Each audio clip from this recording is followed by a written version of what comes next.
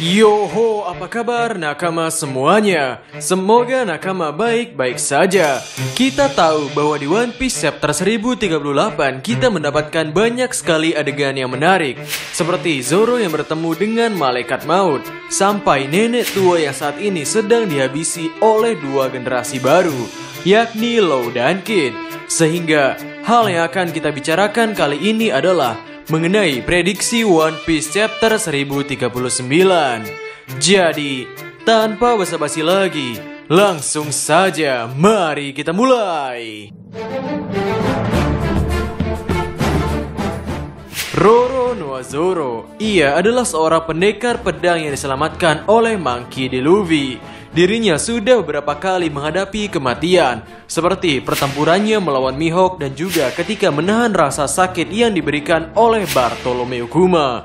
Dan di One Piece chapter 1038, Roro Noa Zoro berhadapan dengan sesosok malaikat maut yang membawa sebuah sabit. Ya, ini adalah scene komedi yang sangat bagus, tapi sepertinya ini adalah sebuah komedi serius. Kami menjadi bertanya-tanya, kemana sebenarnya Eiichiro Oda akan mengarahkan kasus Zoro yang bertemu dengan malaikat maut ini? Nyatanya Eiichiro Oda sendiri sudah pernah membuat clue terselubung jauh sebelum chapter 1038, yakni pada chapter 84. Saat itu cerita masih berjalan di kelompok kru topi jerami yang berjuang melawan bajak laut Arlong, dan Zoro saat itu bertempur melawan Hachi. Di sini ada panel yang menarik. Zoro berkata, "Izinkan aku memberitahumu, ada seorang pria yang harus aku temui apapun yang terjadi, dan bahkan malaikat maut sekalipun takkan bisa mengambil nyawaku." Dan bagi yang belum tahu, di panel sebelum Zoro mengatakan ini, Zoro sempat berdiri, namun ia terjatuh lagi. Hal itu terjadi karena Zoro masih menderita luka tebasan dan belum sepenuhnya pulih. Sebuah luka tebasan yang bisa membuat seorang pria lumpuh setidaknya setengah tahun.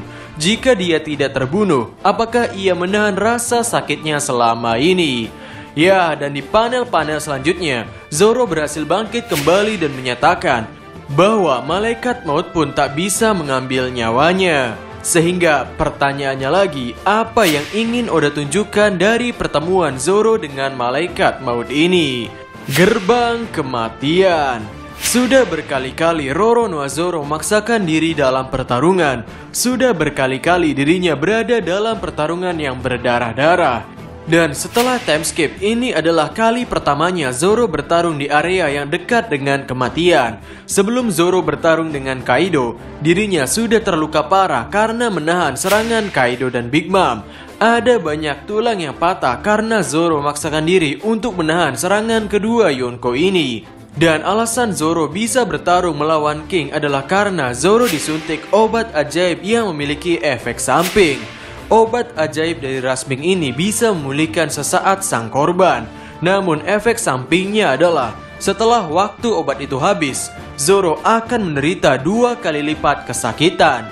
Dan kami sempat berpikir bahwa alasan Zoro bisa bertemu dengan sang malaikat maut adalah karena efek dari obat itu sendiri.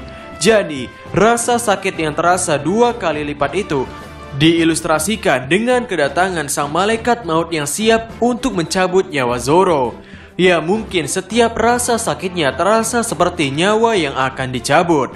Dan entah kenapa, ketika Zoro bertarung melawan Killer juga, waktu itu Killer bertarung menggunakan 2 buah sabit.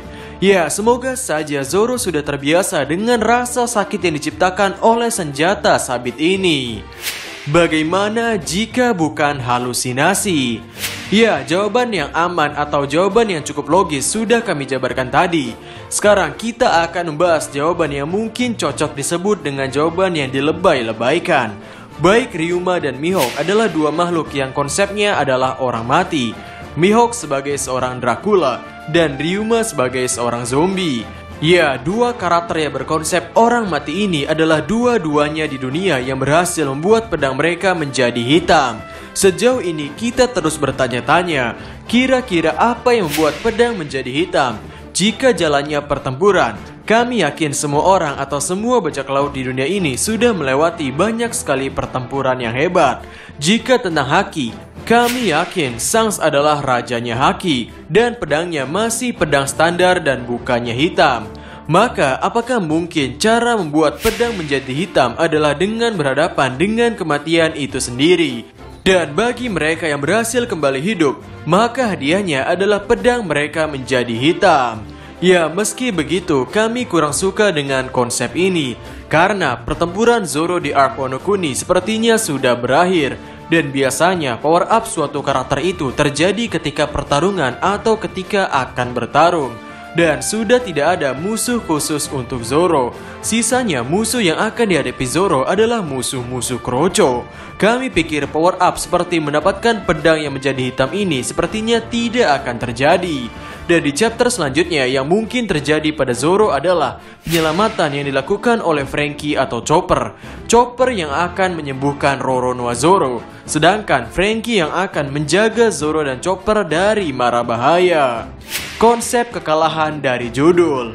Seperti yang kita tahu, bahwa di setiap penulisan dalam cerita terdapat beberapa konsep atau pola. Termasuk manga One Piece juga memiliki konsep atau pola ini. Pada One Piece chapter 1034, chapter tersebut berjudul Sanji vs Queen. Sesuai judulnya, satu full chapter itu menceritakan pertarungan antara Sanji dengan Queen. Dan di akhir chapter itu kita melihat Sanji yang menendang Queen sang wabah. Yang pada awalnya kami sangka ini adalah titik balik dari sang protagonis untuk bisa mendapatkan momentum pertarungan. Ternyata ini adalah akhir dari pertempuran Sanji dengan Queen yang dimenangkan oleh Sanji.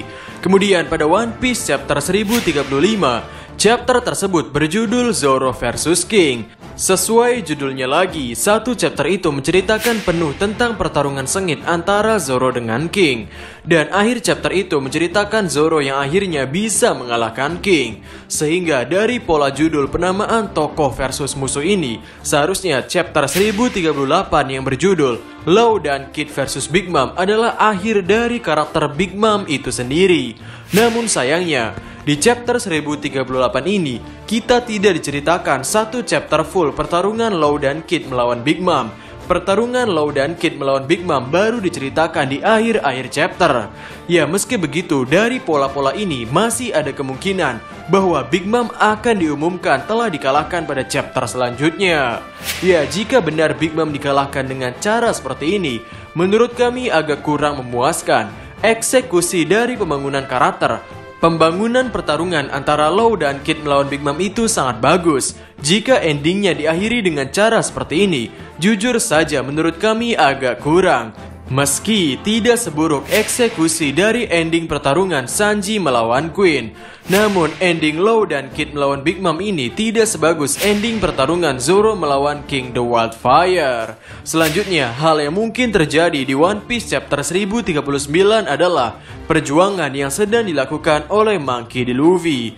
Karena Queen dan King nasibnya berakhir di dua chapter berurutan, maka tidak menutup kemungkinan bahwa Kaido dan Big Mom akan berakhir di dua chapter yang berurutan juga. Meski begitu, kami masih belum puas melihat pertarungan antara Kaido dengan Monkey D. Luffy. Kemudian perjuangan yang mungkin akan ditunjukkan di chapter selanjutnya adalah Izo.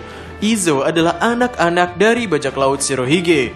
Dan ada satu perintah dari Shirohige yang ia tinggalkan kepada anak-anaknya ketika di perang Marineford, yakni Shirohige menyuruh anak-anaknya untuk melindungi adik dari Port Gas DS. Yang mana ketika di chapter 1038, ketika Izo mendengar bahwa CP0 berniat mengincar kru topi jerami, Izo langsung menyuruh CP0 untuk berhenti.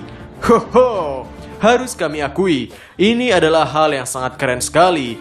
Sepertinya Izo masih tetap mematuhi perintah dari ayahnya. Sehingga itulah hal yang mungkin terjadi di One Piece chapter 1039. Bagaimana menurut nakama semuanya? Berikan komentar kalian atau berikan koreksi kalian semua atas teori kami tersebut di kolom komentar di bawah.